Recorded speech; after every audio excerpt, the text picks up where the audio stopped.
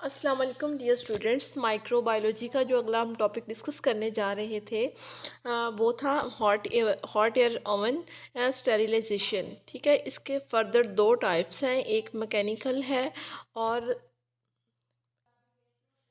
एक mechanical convection type है, दूसरी ग्रेविटी कन्वेक्शन टाइप है हॉट एयर ओवन की। ये दो टाइप्स हैं, इन दो टाइप्स के थ्रू स्टेरिलाइजेशन की जाती है। ये जो आप पिक्चर देख रहे हैं ये ग्रेविटी कन्वेक्शन टाइप का फिनोमिना मैं आपको दिखा रही हूँ। ग्रेविटी कन्वेक्शन टाइप के अंदर स्टेरिलाइजेशन किस प्रोसेस के थ्रू होती है।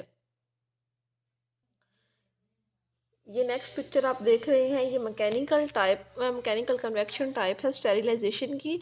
इस टाइप में ये होता है कि जो हीट होती है या हॉट एयर होती है ये सर्कुलेट करती है बाय फैन। ठीक है, इस मशीन के अंदर एक फ़ैन लगा हुआ होता है जो हीट को सर्कुलेट करवाता है पूरे चैम्बर के अंदर। There are two types, gravity convection type in which air is circulated, जिसमें जो हवा है वो गर्दिश करती है by gravity convection to all parts of chamber. Gravity convection के थ्रू चैम्बर के पूरे सारे पार्ट्स के अंदर। Mechanical convection type in which air is circulated by fan, इसमें जो एयर है वो सर्कुलेट करती है बाय फैन।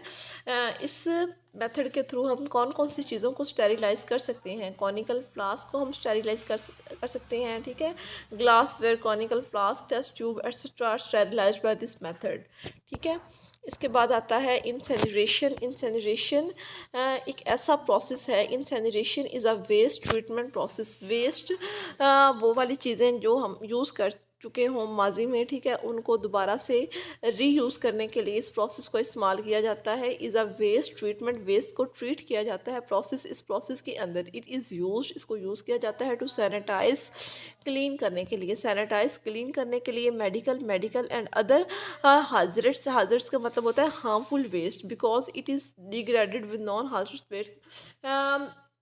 ये ट्रीटमेंट के लिए यूज़ किया जाता है। डिफरेंट हार्मफुल वेस्ट को ट्रीटमेंट के लिए इस मेथड में यूज़ करते हैं। Moist heat sterilization, it is the most reliable method of sterilization. ये स्टेरिलाइजेशन का बहुत ही reliable mean that trustful method है स्टेरिलाइजेशन का, because in the presence of moisture bacteria are destroyed. Moisture यानी कि नमी की मौजूदगी में जो बैक्टीरिया होते हैं वो डिस्ट्रॉय हो जाते हैं, किल हो जाते हैं एट कंसिडरेबली लो टेम्परेचर। कम टेम्परेचर के ऊपर भी ये बैक्टीरिया जो है ये किल हो जाते हैं rather than dry heating. Dry heating के अंदर बहुत ज़्यादा टेम्परेचर रिक्वायर्ड होता है। Mechanism, by this method the microorganisms are destroyed. Microorganisms को डिस्ट्रॉय किया जाता है बाय डीनेचरिंग के through and coagulation of some essential proteins present in the microorganisms. Microorganisms के अंदर जो एसेंशियल प्रोटीन्स होती हैं वो डीनेचर हो जाती हैं। डीनेचर यानी कि वो अपना काम करना छोड़ देती हैं, ठीक है, या कोएगुलेशन वो जम जाती हैं। ठीक है, जो इनके अंदर असेंशियल प्रोटीन्स होती हैं, इस प्रोसेस के थ्रू हम माइक्रो ऑर्गेनिजम्स को या बैक्टीरिया को किल कर सकती हैं। एडवांटेजेस, अब इसके फ़वाइद क्या हैं। इसके फ़वाइद कौन कौन से हैं। माइक्रोब्स कहा जाता है माइक्रो ऑर्गेनिजम्स को। आर किल्ड मोर इफेक्टिवली, इनको ज़्यादा इफेक्टिवली, ज़्यादा अच्छे तरीके से किल किया जा सकता है। एम्प्यूल्स इंजेक्शंस आप लोगों ने देखे होंगे जो कांच के होते हैं। ठीक है, एम्प्यूल्स आर रेडिली स्टेरिलाइज्ड, वो इस तरीके से आसानी से स्टेरिलाइज कर सकते हैं, किए जा सकते हैं। बल्क क्वांटिटीज़, बल्क मतलब ज़्यादा मिकदार में, bulk quantities of surgical dressings and surgical instruments are effectively sterilised. Surgical dressing से मुराद ये है सर्जरी के दौरान जो जो हम चीज़ें यूज़ करते हैं। ड्रेसिंग्स के अंदर आ जाता है पट्टियाँ वगैरह आ जाती हैं, गाज आ जाते हैं, टेप आ जाती हैं, ये सारी चीज़ें। सर्जिकल इंस्ट्रूमेंट्स जो हम यूज़ करते हैं ऑपरेट करने के लिए, नाइफ्स आ जाती हैं और डिफरेंट इक्विपमेंट्स, डिफरेंट आलात आ सकते हैं। इनको स्टेरिलाइज किया जाता है इस मेथड के थ्रू। डिसएडवांटेजेस जो इसके नुकसानात हैं, मैं थर्मोलेबल सब्सटेंसेस, वो वाले सब्सटेंसेस जिनके ऊपर टेम्परेचर मेंशन होता है उनको स्टेरिलाइज इस मेथड के थ्रू नहीं किया जा सकता। एंड ऑइनमेंट्स कहा जाता है क्रीम को। ऑइनमेंट जरासीम कश क्रीम जो होती है, ठीक है, उनको ऑइनमेंट कहा जाता है, कैन नॉट बी स्टेरिलाइज, वो इस मेथड से स्टेरिलाइज नहीं की जा सकती। ठीक है, इसके आगे ऑटोक्लेविंग आता है, heating with bactericide, heating with boiling water, tyndallization, heating with bactericide